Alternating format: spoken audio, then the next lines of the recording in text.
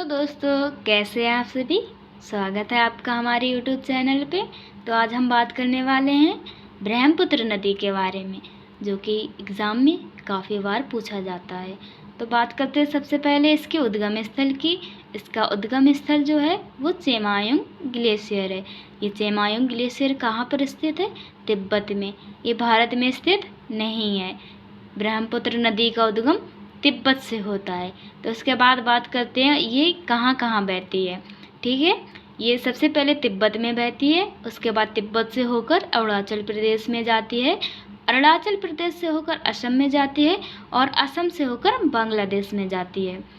ठीक है, उसके बाद बात करते हैं तिब्बत में ये कठोर चट्टानी भाग से गुजरती है और इसका जल प्रवाह भी तेज होता है। बात करें अरुणाचल प्रदेश की, तो इसका जो एंट्री का स्थान होता है, यानी कि जो प्रवेश स्थान होता है, वो यांग्याप दर्रा से होता है। अरुणाचल प्रदेश में ब्रह्मपुत्र नदी को दिहांग के नाम से जानते हैं।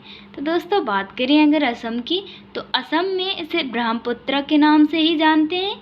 और ब्रह्मपुत्र नदी यानी कि ये असम में मांजुली नदी द्वीप बनाती है, जो कि विश्व का सबसे बड़ा नदी द्वीप है।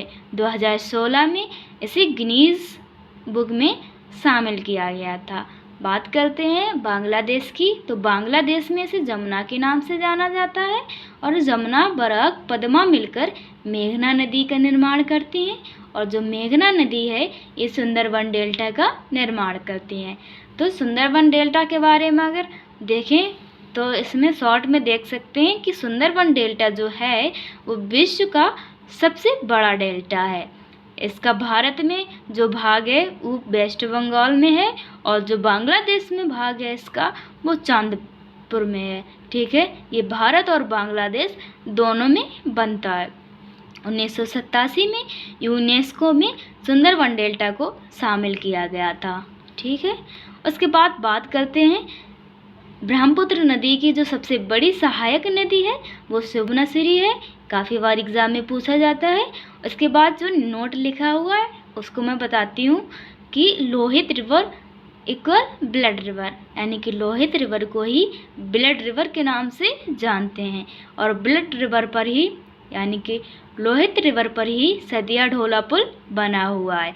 सदिया ढोला पुल असम और अरुणाचल प्रदेश को जोड़ता है। उसके बाद बात करते हैं जो सदिया ढोला पुल है, इसका जो सेकेंड नाम है उसका सेकेंड नाम है भूपेन हजारिका ब्रिज। ओके, तो देखिए दोस्तों, आज हमने ब्रह्मपुत्र नदी को डिस्कस किया है। आई होप आप लोगों को समझ आया होगा और ये बहुत ही शॉर्ट में और अच्छी जानकारी दी गई है।